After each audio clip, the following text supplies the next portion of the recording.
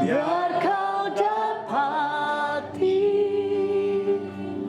ku hamba-Mu yang setia sampai akhir Tuhan,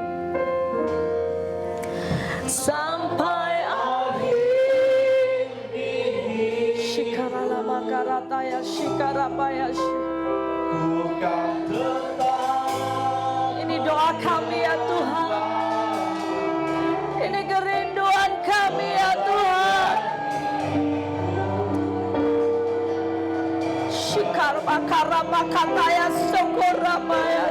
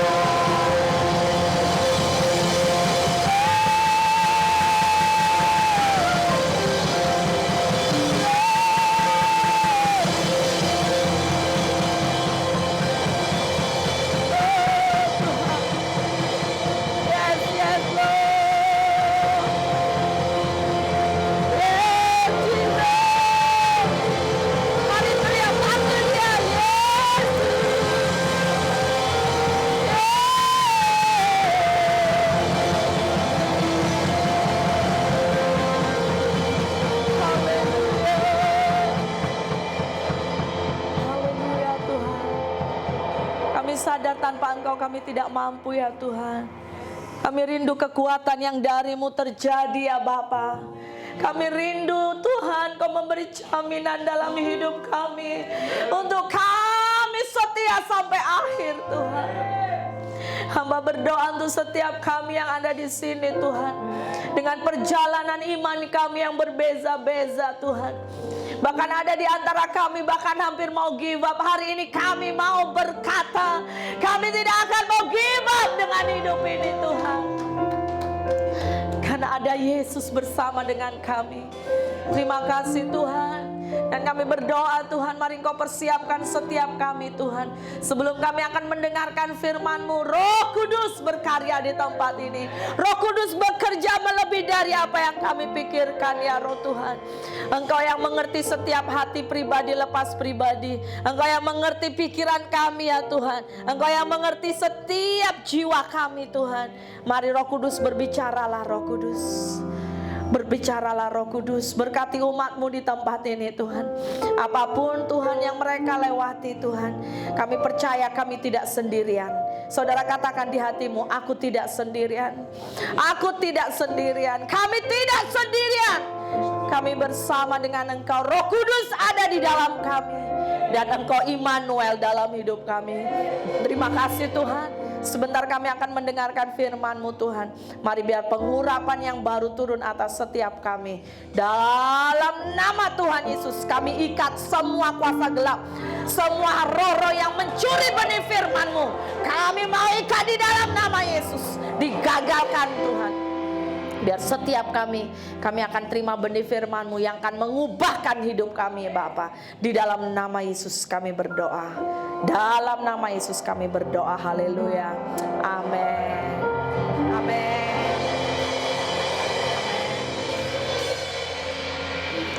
Shalom saudara yang terkasih. Apa kabar saudara hari ini? Apa kabar saudara hari ini? Haleluya, luar biasa ya pujian penyembahan kita. Biar setiap kita hidup setia sampai akhir. Amin. Katakan kanan kiri, hidup setia sampai akhir. Ya, biar itu yang menjadi kerinduan kita. Amin saudara. Tidak ada hal yang lebih baik selain satu hal, kita setia sampai akhir. Hari ini kita akan belajar kebenaran firman Tuhan. Saya berdoa dengan waktu yang ada ya, kita akan betul-betul boleh tangkap yang dari Tuhan. Sekali lagi, bulan ini kita akan belajar dengan tema yang masih sama, yaitu kedewasaan rohani. Katakan sama-sama, dewasa rohani. Dewasa rohani. Salam kanan kiri, engkau harus dewasa rohani. Ya, kita mengikuti yang namanya proses kedewasaan rohani. Tajuk hari ini saudara adalah sebuah soalan. Apa yang kamu kejar? Coba tanya kanan kiri. Apa yang kamu kejar? Kamu sedang kejar apa hari ini? Kejar duit? Kejar hutang? Kejar apa? Kejar boyfriend? Kejar girlfriend? Kejar apa saudara hari ini? Tapi saya mau kita sama-sama belajar. Sebab apa? Sebab banyak orang Kristen ketika kita mengikut Tuhan, seringkali tidak memiliki fokus yang benar. Seringkali tanpa kita sadari, kita hanya mengejar, atau orang Kristen hanya mengejar mujizat saja. Dia hanya merindukan mujizat-mujizat. Tanpa disadari, dia tidak merindukan sang pembuat mujizat itu. Nah, ini hal yang salah saudara. So kita harus belajar untuk peka, dan kita tiap hari ya, setiap kita, untuk kita selalu selidik hati kita. Apakah mujizat itu salah? Tidak ada yang salah, betul? Berkat ada yang salah? Tidak ada yang salah. Tetapi poinnya adalah jangan kejar itu. Amin. Tapi kita harus kejar sang pembuat mujizat, ya.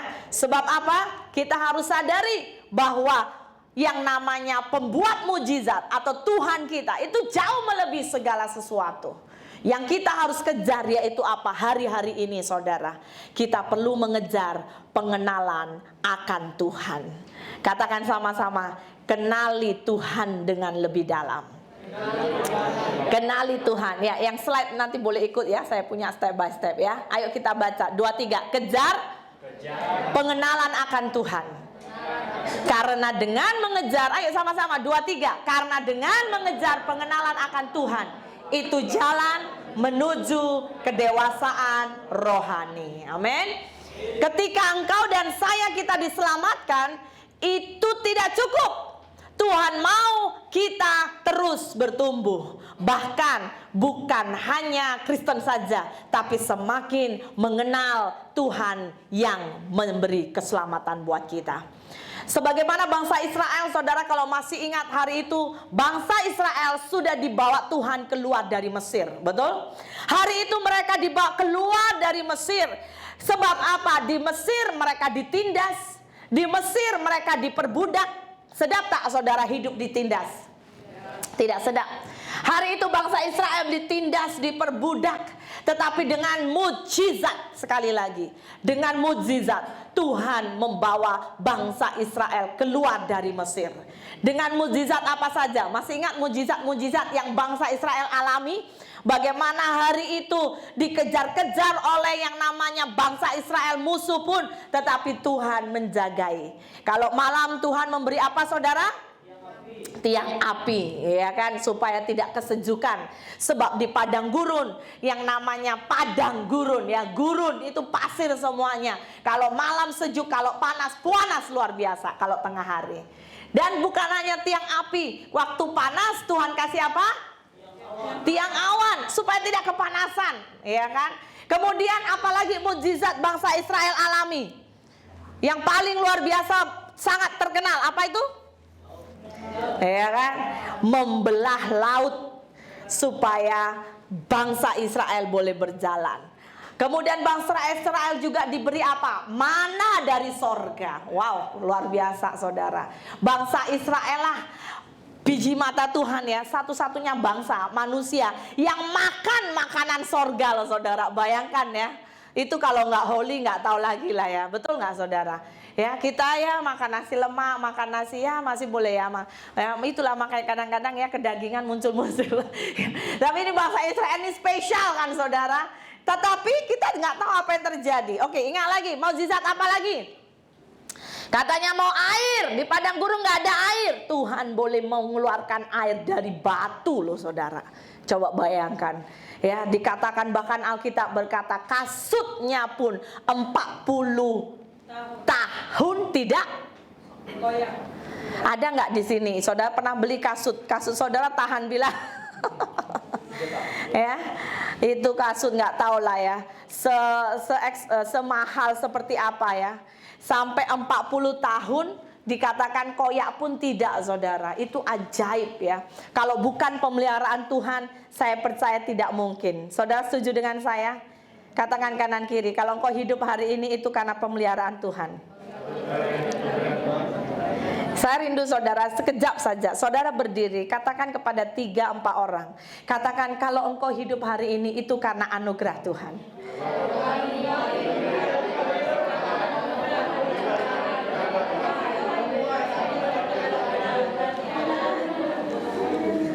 Amin. Amin. Hari ini luar biasa ya, pujiannya itu sangat mengingatkan buat kita, hidup ini adalah bukan karena kuat dan gagah kita. Jadi jangan pernah kita sombong saudara ya. Karena kalau sebila-bila Tuhan mau panggil pulang rumah ya pulang rumah ya kan. Kita nggak ada kekuatan apapun Tuhan, apapun juga. Jadi bagaimana mujizat itu luar biasa Tuhan sediakan bagi bangsa Israel. Banyak mujizat, namun apa yang kita lihat? Namun hati bangsa Israel itu seringkali balik lagi ke Mesir. Bangsa Israel selalu ingin balik lagi ke Mesir. Banyak komplain, banyak sungut-sungut. Bangsa Israel tidak pernah puas. Jadi saya mau berkata, makanya kenapa Tuhan mendidik bangsa Israel? Tuhan memproses bangsa Israel. Untuk tujuan apa saudara? Membersihkan yang namanya roh Mesir dari hidup mereka. Mental Mesir ya kan.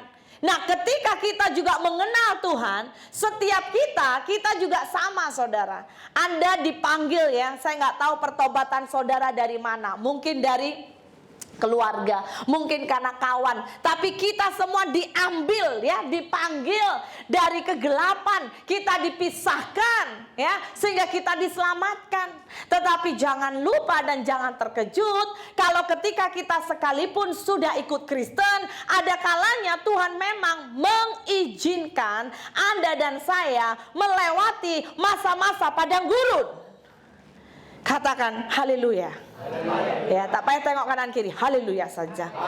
Ada kalanya saudara dengan saya dibawa masuk kepada sebuah musim di mana Tuhan mengizinkan kita melewati padang gurun. Dan saya mau berkata, sebuah masa ketika Tuhan izinkan kita masuk padang gurun secara rohani, yaitu sebuah proses pendewasaan. Ada amin? Katakan proses.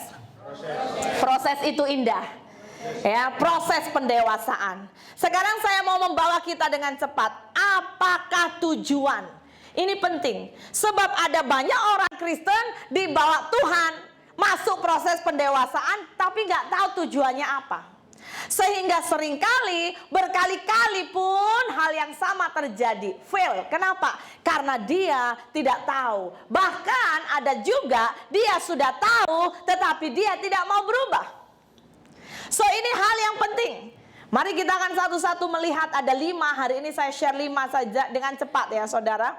Karena sepengetahuan saudara, mungkin saudara masuk dia dalam hall ini, kenapa ada banyak sekali warna pink-pink di sana sini ya kan?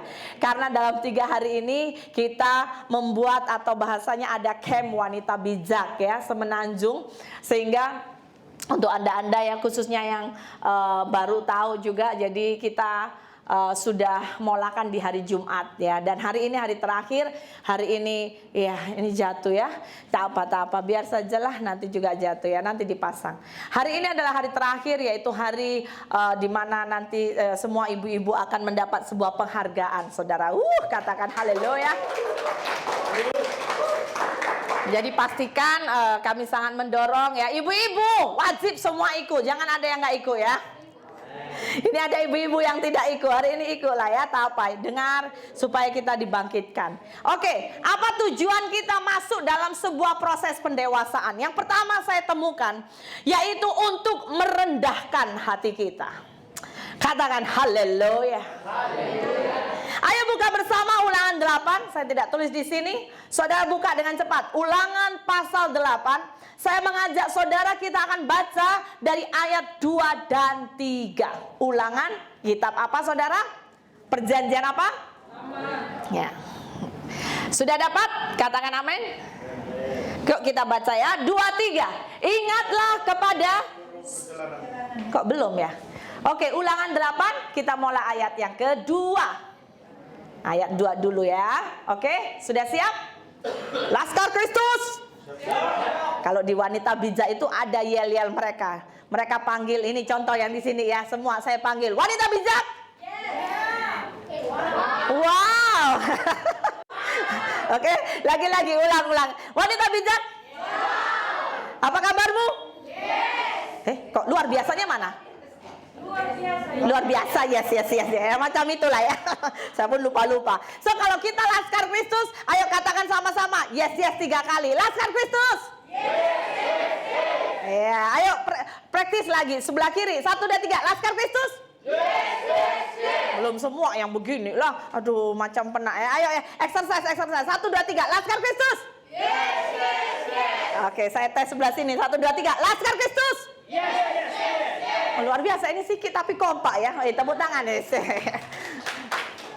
Oke, sekali lagi. Sudah siap? Laskar Kristus?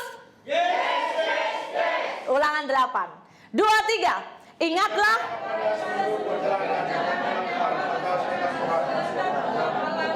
Di padang gurun selama 40 tahun ini dengan maksud merendahkan hatimu dan mencobai engkau untuk mengetahui apa yang ada dalam hatimu, yakni apakah engkau berpegang pada perintahnya atau tidak. Jadi ia merendahkan hatimu, membiarkan engkau lapar dan memberi engkau makan mana yang tidak kau kenal dan yang juga tidak dikenal oleh nenek moyangmu, untuk membuat engkau mengerti bahwa manusia hidup bukan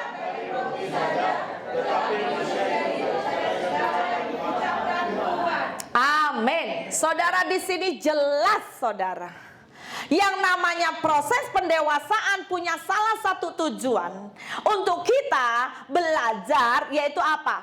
Untuk merendahkan hati. Turun, sesusah apapun, seberat apapun tekanan, jangan pernah meninggalkan perintah Tuhan. Ada amin? Karena Tuhan itu akan sedang memproses kita. Satu hal, yaitu apa? Engkau diproses Tuhan, masihkah engkau ingat perintah Tuhan itu sudah dikerjakan atau tidak? Kadang-kadang nggak masuk logika ya kan? Kenapa Alkitab berkata bahwa untuk mengetahui apa yang ada dalam hatimu? Di sini bukan dikatakan apa engkau mengasihiku, apa engkau mencintaiku, tetapi di sini langsung jelas loh saudara. Apakah engkau berpegang pada perintahnya atau tidak?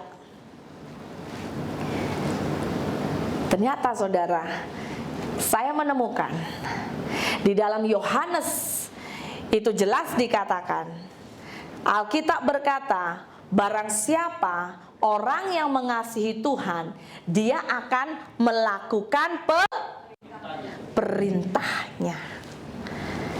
Barang siapa mengasihi Tuhan, dia akan melakukan perintahnya. Jadi ternyata perintah-perintah Tuhan, hukum-hukum Tuhan itu adalah ekspresi kalau kita lakukan dengan taat, ekspresi Anda dan saya mencintai Tuhan. Jadi kalau kita mencintai Tuhan, itu bermakna Tuhan mau melihat ada buktinya. Ada amin. Kalau engkau jatuh cinta sama orang, engkau nggak usah dibuktikan atau perlu pembuktian. Kalau orang jatuh cinta dari jauh, dia hanya pandang-pandang, 1 tahun pandang-pandang, 2 tahun pandang-pandang, 3 tahun disabet orang, habislah saudara. Kenapa? Nggak ada action? Betul tak betul? Amin saudara. Orang yang jatuh cinta harus tahu dan berani membuktikannya. Anda jatuh cinta dengan Tuhan, ukuran cinta bukan pakai perasaan. Nah, ini yang saya mau kita share. Kita memasuki bulan kedua, kita belajar kedewasaan rohani. Ya, dalam beberapa hari yang lalu saya jumpa beberapa ibu-ibu saudara, ya. Dan ada beberapa ibu-ibu dia share, nggak tahu lah dia share saja, dia nggak tahu dia tahu saya pastor atau tidak, dia share. Bu, saya mau share lah bu, saya tengok macam ibu bisa menasehati saya mau share. Dia banyak kali masalahnya, dia begini, dia aduh luar biasa, ditinggalkan suaminya udah berapa puluh tahun suami. Saya tanya, suamimu kenapa? Dan dia share suaminya, suami saya komplit. Loh, apa maksudnya komplit ini? Jadi komplit, kejahatannya komplit saudara. Saya bilang, saya nggak komplit apalah bu. Nah, kejahatannya komplit pastor, ya. Dia kaki perempuan, kaki duit, kaki minum, semua kaki. Oh banyak kaki. Hari ini suruh bagi dia makan kaki ayam lah, ya kan? Supaya bertobat, siapa tahu. Saudara, dia share.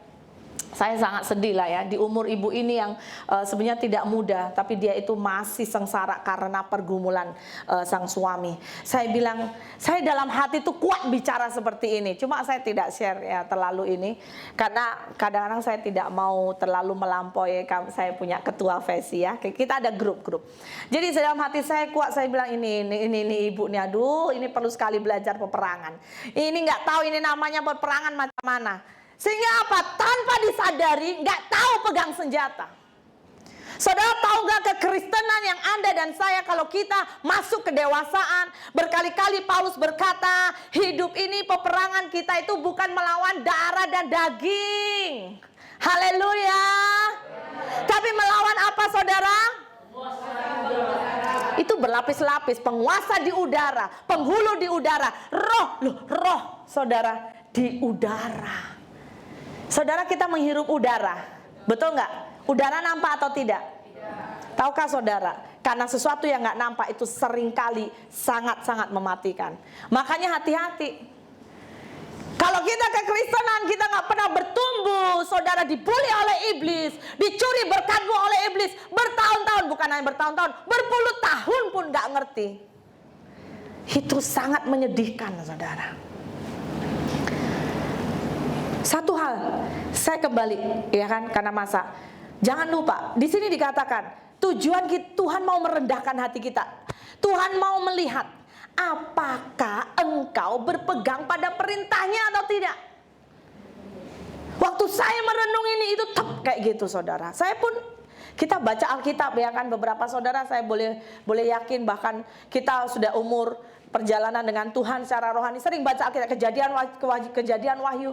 Tapi kadang-kadang perlu diwahyukan loh saudara, untuk mengerti kadang-kadang Alkitab atau ayat-ayat yang kadang-kadang kita sudah sering baca, tapi kadang-kadang kita nggak perasaan. Jemaat Tuhan CST, izinkan saya mengingat buat kita, masuk padang gurun adalah masuk sebuah masa, tujuan satu, Tuhan mau merendahkan hati kita. Bukan kita hanya direndahkan, maaf ya, enggak, bukan. Tetapi merendahkan hati kita adalah sikap hati yang benar. Bagaimana pengikutan kita akan Tuhan, yaitu Tuhan mau kita belajar apakah kita selama ini berpegang kepada perintah Tuhan atau tidak. Loh, ini jelas loh saudara.